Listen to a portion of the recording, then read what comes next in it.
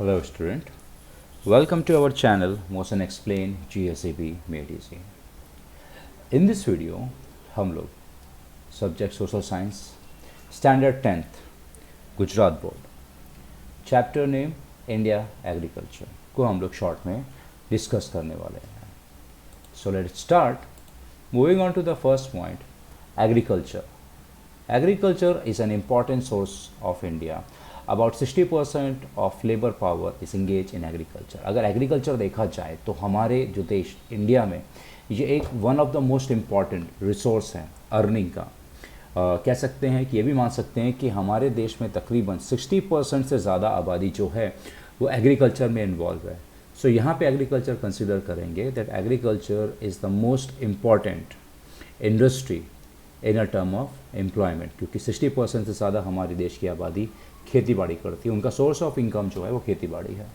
Now second point, in most of the area in India 2 or more crop annually can be taken due to the factor like fertile plain, favorable climate for round the year, cultivation, irrigation, skilled and hardworking farmers. अब हमारे देश की ये बहुत अच्छी बात है कि हमारे देश में ज़्यादातर एरिया में 2 और उससे ज़्यादा फसलें सालाना उगाई जाती हैं. इसके लिए कुछ एक फैक्टर्स बहुत ज़्यादा फेवरेबल, जैसे हमारी उपजाऊ ज़मीन, यहाँ पर का मौसम, और कह सकते हैं कि और खेती बाड़ी के जो इरिगेशन सिंचाई फैसिलिटी, और हमारे यहाँ पर के जो होनहार मेहनती और काबिल फार्मर हैं उनकी वजह से. Agriculture production in India decreasing compared to the world due to the reason like inadequate facilities of irrigation, irregular and uncertainty of rain. अब धीरे धीरे करके हमारे देश में जो एग्रीकल्चर का जो प्रोडक्शन है वो डाउन हो रहा है. क्यों? क्योंकि कुछ एक कंपैरिजन अगर देखा जाए, जैसे हमारे यहाँ पर पहले जैसा इरिगेशन सिस्टम अब इतना ज़्यादा उसके ऊपर मेहनत नहीं करी जा रही है, और हमारे यहाँ पर के मैक्सिमम जो किसान हैं वो बारिश के ऊपर डिपेंडेंट रहते हैं. आबादी का जो प्रेशर है, लार्ज फैमिली, बड़े परिवार, और उनके पास खेतीबाड़ी करने के लिए बहुत कम ज़मीन, और उनको कोई इंटरेस्ट नहीं है कि हम कुछ नया ट्राई करें ताकि हम एग्रीकल्चर के इम्प्रूवमेंट लेकर आएँ. अलॉन्ग विद दिस सरकार भी उनको गाइड करती है, पर लेकिन वो लोग केमिकल इस्तेमाल का सही तरीका समझ नहीं पा रहे हैं, या उनके पास पैसे नहीं होते हैं, या उनके पास जानकारी नहीं है, उनके पास मॉडर्न मशीनरी नहीं है जिससे वो एग्रीकल्चर को स्मूथली कर सकें, और साइंटिफिक अप्रोच यहाँ पे डेवलपमेंट नहीं है. साइंटिफिक है कि कुछ नए तरीके के बीज डेवलप करना, नई टेक्नोलॉजी लेकर आना जिससे खेती बाड़ी को और आसान किया जा सके. और अनदर पॉइंट अगर देखा जाए, एजुकेटेड मास, यहाँ पर की जो किसान है वो ज़्यादातर एजुकेटेड नहीं है. सो इस वजह से कहा जाए तो हमारी जो सोसाइटी है वो इसके अंदर देखा जाए, जो किसान तबका जो है खेती बाड़ी से रिलेटेड है वो मैक्सिमम जो है वो गरीब है. Now moving on to the next, farming is classified according to the irrigation method, farm output and economic return. अब हमारे देश में जो खेती है उसको हम अलग अलग तरीके से आइडेंटिफाई कर सकते हैं. सबसे पहले तो सिंचाई के तौर पे फार्म से प्रोडक्शन कितना होता है और उससे उनको पैसा कितना मिलता है. सो सबसे पहले तो हम यहाँ पे समझेंगे subsistence farming. Due to their weak economic condition farmer can not afford costly seed, fertiliser and use of insecticide. अब अगर देखा जाए तो हमारे देश के किसान वो ज़्यादातर किसान इतने ज़्यादा फाइनेंशियली रिच नहीं हैं कि वो महंगे सीड, खाद और कीड़े मारने की जो दवा होती है उनको अफोर्ड कर सकें, जिसकी वजह से वो इतना प्रोडक्शन नहीं कर पाते हैं जिससे वो अपनी फैमिली को भी चला सकें. वो इतना ही कर पाते हैं कि चलो जैसे तैसे करके फैमिली चल जाए, पर लेकिन एक्स्ट्रा नहीं बचता है कि ताकि बेच के वो अपने लिए कुछ फाइनेंशियली अपने आप को स्ट्रॉन्ग कर सकें. नेक्स्ट जो हमारा कॉन्सेप्ट है वो है हमारा dry farming, where there is inadequate rainfall, irrigation facilities are less, farming is dependent only on rain. और ड्राई फार्मिंग का कॉन्सेप्ट अगर देखा जाए मतलब ड्राई यानी पानी की कमी. सो ऐसी जगह जहाँ पे बारिश बहुत कम होती हो, इरिगेशन फैसिलिटी भी सही से नहीं है, लेस है या कम है, और यहाँ पर फार्मिंग जो है वो खेती बाड़ी जो है वो मैक्सिमम डिपेंडेंट किसके है, सिर्फ और सिर्फ बारिश पे, रेन पे. सो इस वजह से देखा जाए ओनली सालाना एनुअली खाली वो एक ही फसल को वो ग्रो कर पाते हैं, only one, taken through the humidity accumulated with in the land. और ये भी कैसे पॉसिबल हो सकता है, बारिश तो बहुत कम है यहाँ पे, चलो थोड़ी बहुत बारिश हो जाती है, पर लेकिन मैक्सिमम जो सॉइल सर्टेन करती है वो है ज़मीन के अंदर जो नमी रह जाती है बारिश की वजह से, उसकी वजह से. नेक्स्ट है हमारा वेट फार्मिंग, ये बिल्कुल ड्राई फार्मिंग से अपोजिट है। It is carried out the region of heavy rain and adequate facility of irrigation. Wet farming ऐसी जगह कहते हैं जहाँ पे बारिश बहुत ज़्यादा होती है, अच्छी होती है, और वहाँ पे इरिगेशन फैसिलिटी भी बहुत अच्छी है। फॉर एग्जांपल अगर कह सकते हैं हम, जैसे हमारा आसाम, यहाँ पे बारिश भी बहुत अच्छी है, इरिगेशन फैसिलिटी भी बहुत अच्छी है क्योंकि यहाँ पे ब्रह्मपुत्र रिवर पास होती है। सेकेंड थिंग अगर देखा जाए तो पंजाब कह सकते हैं, पंजाब यहाँ पे इरिगेशन फैसिलिटी बहुत अच्छी है। 93% पानी जो खेतों को पहुँचता है वो इरिगेशन के द्वारा पहुँचता है। और आसाम में अगर देखा जाए तो आपका 93% जो है वो बारिश से होता है, रेन। सो आप यहाँ पे आप देख सकते हैं कि यहाँ पे कितना डिफरेंस है। और ड्राई फार्मिंग का अगर हम रीजन समझे, फॉर एग्जांपल आपका है राजस्थान। सो ये कुछ राजस्थान एक एरिया ऐसा पूरा डेजर्ट एरिया है, यहाँ पे इरिगेशन फैसिलिटी अच्छी नहीं है, लेकिन उसकी जगह पे दूसरी crop, more than one crop is taken, यहाँ पे साल में एक से ज़्यादा क्रॉप उगाई जाती है। पंजाब में तो साल में कम से कम वो लोग 2 से 3 क्रॉप तो उगाते ही हैं। नेक्स्ट है हमारा शिफ्टिंग एग्रीकल्चर। शिफ्टिंग एग्रीकल्चर का अगर कॉन्सेप्ट समझा जाए तो यहाँ पे थोड़ा सा डिफ़र है। शिफ्टिंग एग्रीकल्चर में एक्चुअली ये ज़्यादातर जो पैटर्न है फार्मिंग का, ये मोस्टली ऑफ गांव में किया जाता है। अब गांव में करने का क्या है, वो लोग किसान लोग जो होते हैं वो क्या करते हैं, वो एक फॉरेस्ट को पूरी तरीके से साफ़ कर देंगे, ठीक है, फिर उसके बाद वहाँ पे खेती बाड़ी करेंगे। अब यहाँ पे इस ज़मीन में वो लोग क्या करेंगे, ज़्यादा से ज़्यादा 1 साल 2 साल या 3 साल खेती करेंगे, फिर उस ज़मीन को वैसा ही छोड़ देंगे। क्यों? क्योंकि अब उसकी फर्टिलिटी रिड्यूस हो चुकी, कम हो चुकी है। So that area is abandoned and same method is apply to star farming. अब ये एरिया को ये लोग ऐसे ही छोड़ देते हैं बिना कुछ किए, और वक्त पे छोड़ देते हैं, धीरे धीरे करके यहाँ पर की ज़मीन वापस से फर्टाइल हो जाए। और यही फार्मिंग ये लोग क्या करते हैं, फिर सेम फॉरेस्ट को क्लियर करना, वहाँ पे खेती बाड़ी करना दूसरी जगह पे। सो इस तरीके की फार्मिंग को हम क्या कहते हैं, शिफ्ट फार्मिंग, शिफ्टिंग फार्मिंग कहते हैं। और इसको अनदर जो नाम है इसका, ये है आपका झूम एग्रीकल्चर, यानी झूम खेती बाड़ी। ठीक है गाइस, ये याद रखिएगा, ये आपके एमसीक्यूज में आ सकता है। नेक्स्ट अगर हमारा देखा जाए तो है हमारा प्लांटेशन एग्रीकल्चर।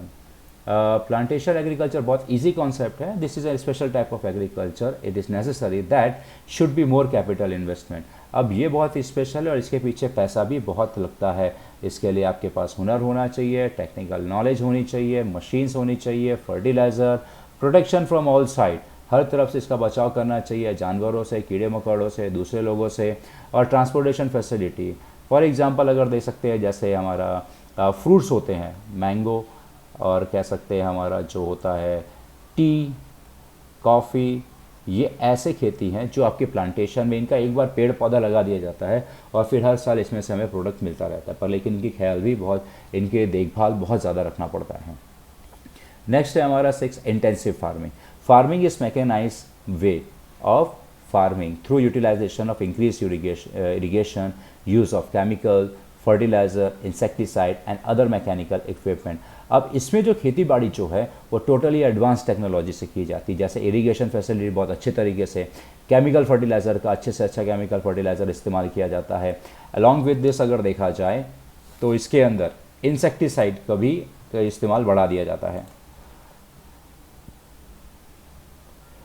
इंसेक्टिसाइड का इस्तेमाल बढ़ाने के साथ में यहाँ पर जो खेती बाड़ी है वो टोटल मशीनों से की जाती है और बहुत ही हैवी फार्म में की जाती है, जैसे जो आपकी जो कह सकते हैं कि कैश क्रॉप्स जो होती हैं, और ये ज़्यादातर ये इंटेंसिव टेक्निक ना आपके पंजाब में इस्तेमाल की जाती है।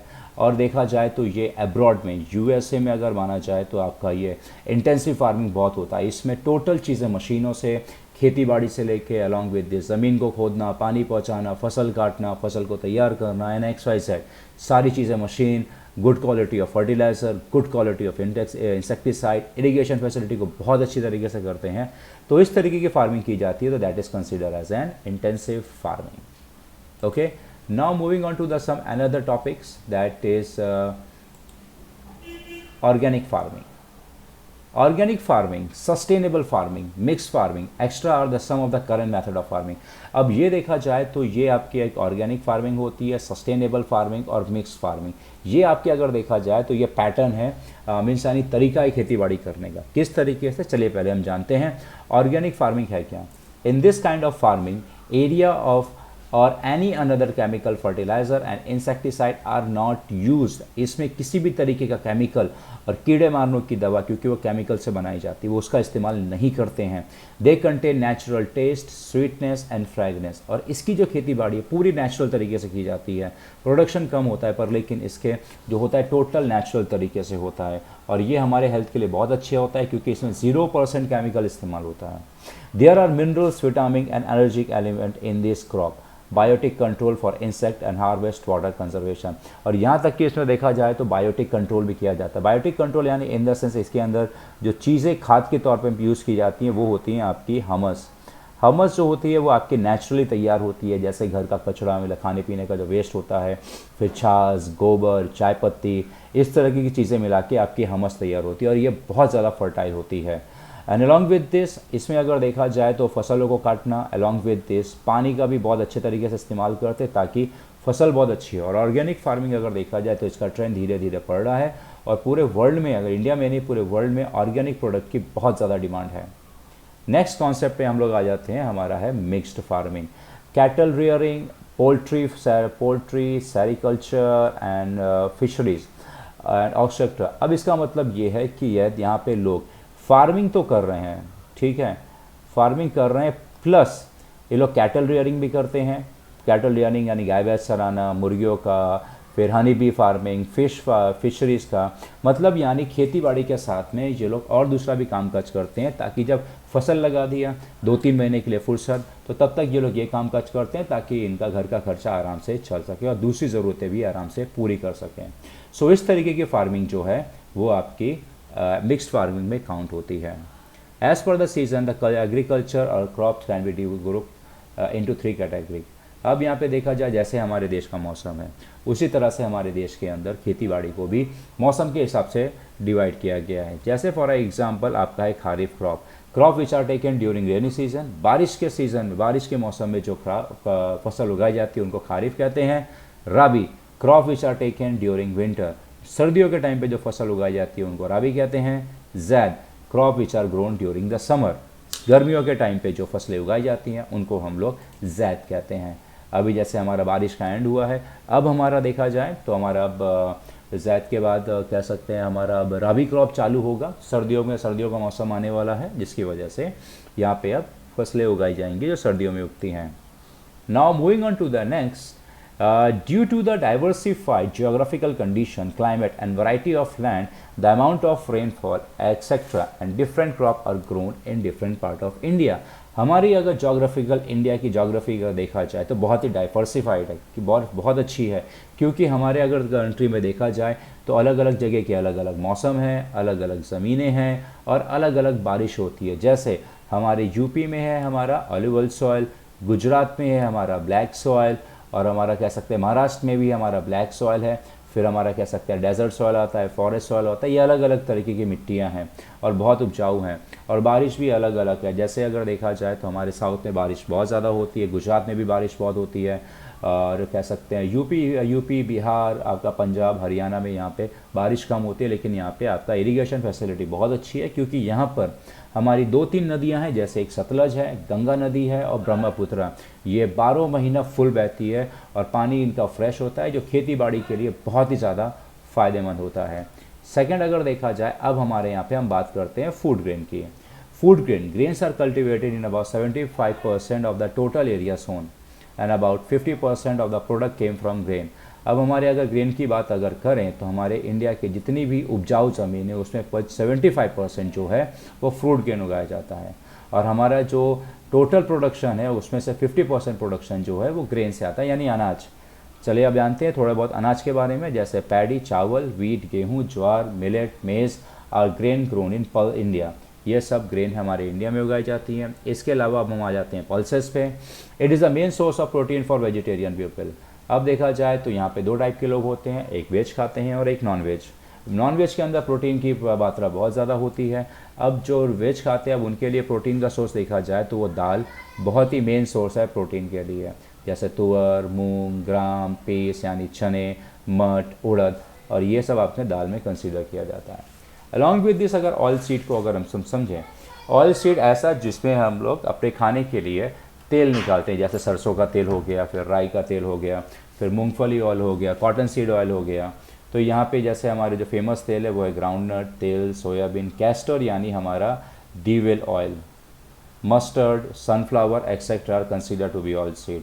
दे are important in Indian meal. और ये जो ऑयल हैं ये हमारे इंडियन मील में बहुत ज़्यादा और बेटर इंपॉर्टेंट रोल प्ले करते हैं, क्योंकि हम हर चीज़ में हमारे खाने में हम तेल का इस्तेमाल करते हैं। दाल को फ्राई करना हो, पराठे बनाना हो, फिर सब्ज़ी बनाना हो, चावल बनाना हो, तो उसमें भी हम लोग बिना तेल के हमारी मैक्सिमम 90% डिश ऐसी होती है खाने की, हमारी डिशेस उसमें तेल का इस्तेमाल होता ही है। जैसे दाल में तड़का मारते हैं ना, उसमें भी बिना तेल के कर नहीं सकते हैं। नेक्स्ट आ जाते हैं हम लोग हमारे, अब अभी तक हम लोगों ने ग्रेन के बारे में पढ़ा, पल्सेस के बारे में पढ़ा, ऑयल के बारे में पढ़ा। अब हम लोग पढ़ते हैं बी एवरेजेस। बी एवरेजेस ऐसे टाइप की आपकी क्रॉप होती है जो पीने में इस्तेमाल होती है, जैसे टी, कॉफ़ी, कोकोआ, चॉकलेट, जैसा आपका कॉफ़ी ये होता है चॉकलेट में इस्तेमाल होता है। Consider as a beverages crop. Beverages crop ऐसे जो ड्रिंकेबल हैं। नेक्स्ट आ जाते हैं हम लोग कैश क्रॉप। कैश क्रॉप ऐसी फसलें होती हैं जिनको किसान ग्रो करते हैं और डायरेक्टली ये रॉ मटेरियल टाइप होता है, और इसको ग्रो होता है, कट करके इसको क्या करते हैं फैक्ट्री में भेज देते हैं, प्रोसेस होके सामान तैयार होता है। जैसे हमारा कॉटन, इसको हम खाने में नहीं ले सकते हैं। शुगर केन, गन्ना, जूट, टोबैको, रबर, ये सीधा फसल तैयार होता है। रबर जो है वो आपका पेड़ से निकलता है। बाकी जो और रिमेनिंग है जैसे ये चार जो हैं, इनकी फसल ग्रो होती है, तैयार हो जाती है, इनको कट करते हैं, फैक्ट्री में भेज देते हैं ताकि इनसे रॉ मटेरियल तैयार हो सके। Apart from all this crop we also grow different kind of fruit. इसके अलावा फसलों के अलावा हम अलग अलग फ्रूट, फल, सब्जियां और फ्लावर भी उगाते हैं। फ्रूट अगर देखा जाए, मैंगो हो गया, एप्पल हो गया, guava, orange and all this thing. Vegetable, different type की आपकी वेजिटेबल हैं। अब यहाँ पे आपका एक और इम्पॉर्टेंट टर्म चालू होता है, वो इम्पॉर्टेंट टर्म है टेक्निकल एंड इंडस्ट्रियल रिफॉर्म। अब टेक्निकल अगर देखा जाए तो किसी भी चीज़ में एग्रीकल्चर के अंदर टेक्नोलॉजी को लेकर आना, मैकेनाइज को और इम्प्रूव करना, उसको हम लोग टेक्निकल रिफॉर्म मानेंगे। The change which have taken place in seed, fertiliser and farm implement in India are known as technical reform. अब अगर देखा जाए जो चीज़ बीजों के अंदर बदलाव, कह सकते हैं आपका खाद के अंदर बदलाव, फार्मिंग करने की जो मशीनें इस्तेमाल होती है उसके अंदर जो बदलाव है, उस तरीके के चेंजेस को हम लोग क्या कहते हैं टेक्निकल रिफॉर्म। रिफॉर्म का मतलब उसको और बेहतर बनाना। नेक्स्ट है हमारा institutional reform. The reform connected with land ownership, crop and subsidy and the sale of farm produce are consider to be the institutional reform. अब ऐसे बदलाव जिसमें ज़मीन की ओनरशिप, फसल के अंदर बदलाव, पैसा, फाइनेंस होता है, फसलों को बेचना, ये सारी चीज़ों में जो बदलाव आ रहा है that is consider as an institutional reform. अब हमारे अलग कॉन्सेप्ट आ जाते हैं ग्रीन रेवोल्यूशन यानी क्रांति। The extra ordinary increase in the agriculture production due to improved seed, chemical fertilizer, intense fertilizer, enormous effort of the farmer, improved facilities for electricity and irrigation, etc. is known as green revolution. अब green revolution है क्या? जब अब यहाँ पे अगर देखा जाए तो एग्रीकल्चर सेक्टर में यानी खेती बाड़ी में ज़बरदस्त बदलाव आए। किस तरीके से? सीड, बीजों को और बेहतर करना, केमिकल फर्टिलाइज़र का इस्तेमाल करना, बहुत ज़बरदस्त, एमनरस। और यहाँ पे फार्मर जो हैं वो अपने खेती बाड़ी के पैटर्न को चेंज करते हैं, मशीनों का इस्तेमाल कर सकते हैं, इरिगेशन का बेहतर इस्तेमाल करते हैं। यानी सारी चीज़ें जो पुराने ओल्ड ज़माने की थी अब वो एकदम न्यू, अपडेटेड, एडवांस टेक्नोलॉजी को इस्तेमाल करके खेती बाड़ी करके प्रोडक्शन को बढ़ा रहे हैं। That is consider as an green revolution. Now moving on to the another point, role of agriculture. अब हम यहाँ पे समझते हैं कि हमारी खेती बाड़ी का रोल क्या है इसमें। ठीक है, role of agriculture in Indian economy किस तरीके से है? First of all, agriculture is the main occupation of India. हमारे यहाँ पे खेती बाड़ी सबसे मेन इंपॉर्टेंट है और ये तकरीबन देखा जाए एम्प्लॉयमेंट प्रोवाइड करता है आधी से ज़्यादा जनता को। Along with this, agriculture hold about 70% of हमारे देश का टोटल 70% GDP जो है वो एग्रीकल्चर से आता है। अब ये एक डिफरेंस देखिए, 1/2 ऑफ द पॉपुलेशन, ठीक है, आधी से ज़्यादा पर, लेकिन कंट्रीब्यूशन कितना करता है? सिर्फ 17%। पूरे वर्ल्ड में देखा जाए तो इंडिया की रैंक नंबर 2 आती है एग्रीकल्चर प्रोडक्शन में। और एग्रीकल्चर क्या है? सभी लोगों को खाना देता है। So if the demand for the food gets increasing they have to be imported. अब अगर खाने की डिमांड धीरे धीरे बढ़ रही है तो उसको हमें पूरा करने के लिए हमें क्या करना पड़ेगा? अनाज दूसरे देश से मंगाना पड़ेगा। Then the political independence of the country may be at risk. अब ये जो पॉलिटिकल आज़ादी, राजनीतिक आज़ादी, अगर हम अपने देश की जनता को अनाज ही नहीं दे पा रहे हैं तो हमारी देश की जो राजनीतिक है यानी फ्रीडम, पॉलिटिकल फ्रीडम वो मुश्किल में आ जाएगी, हमें दूसरे देश के ऊपर डिपेंडेंट रहना पड़ेगा। So the minimum requirement can be fulfil today with the available food gain. हमारे आज देश के पास जितना अनाज है उतने हम हमारे देश की कम से कम ज़रूरत पूरी कर सकते हैं। ऐसा नहीं है कि हमारे पास बहुत ज़्यादा है और कुछ अगर फसल 2-3 साल ना हो तो हम चला सकते हैं, नहीं, ये नहीं है। हमारे यहाँ पे देखा जाए तो अनाज का स्टॉक उतना ही है जितनी ज़रूरत है, ना कम है ना ज़्यादा है। So it is necessary to maintain and increase buffer stock. So ये बहुत ज़्यादा ज़रूरी है कि हमें बफर स्टॉक को मेंटेन करना चाहिए, जाके फ्यूचर में कभी भी अगर कोई मुश्किल आती है तो उस टाइम पे हम ये बफर स्टॉक को इस्तेमाल करके हमारी देश की जनता को हम अनाज प्रोवाइड कर सकें। नेक्स्ट आ जाते हैं globalization, impact of globalization. Globalization बहुत इंपॉर्टेंट टर्म है। अब ग्लोबलाइजेशन का मतलब होता है जब एक देश की इकनॉमी दूसरे देश की इकनॉमीज के साथ में मिलकर बिजनेस करती है, पैसा कमाती है, पैसा खर्चा करती है, उसको हम कहते हैं ग्लोबलाइजेशन।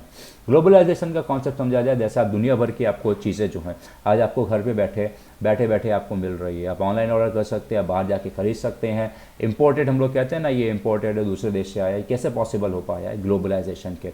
हम हमारे प्रोडक्ट्स को दुनिया के किसी भी कोने में बेच सकते हैं।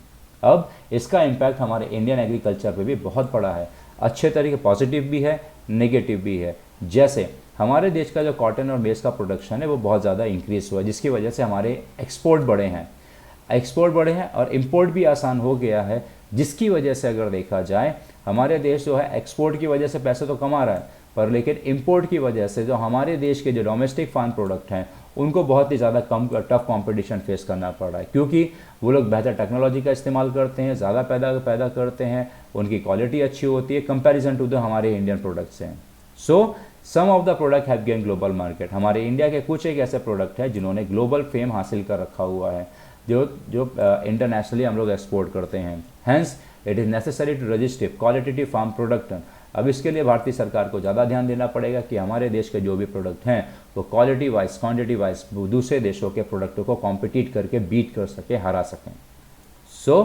और इसके लिए एक पूरा इंटरनेशनल मैटर है, वो है आपका नेशनल पेटेंट। नेशनल पेटेंट का एक ऐसा फंडा होता है जिसमें क्या होता है, जिसमें प्रोडक्ट को ना पेटेंट करा लिया जाता है। मतलब अब वो प्रोडक्ट की क्वालिटी और जिस तरीके से बनाया गया है कोई और उसको कॉपी करके बना नहीं सकता। जैसे हमारा चाइना तुरंत कॉपी करके वो प्रोडक्ट का डुप्लीकेट बना देता है, तो जब पेटेंट हो जाएगा तो कोई भी देश इस चीज़ का कॉपी नहीं कर सकता है। इंटीग्रेंट, हाँ, नाम चेंज कर दे, थोड़ा बहुत इंटीग्रेंट चेंज कर दे तो वो एक अलग है।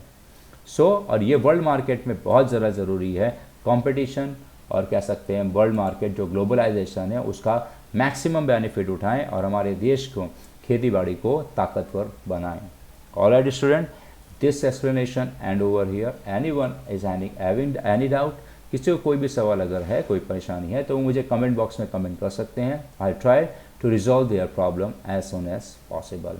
Thank you very much.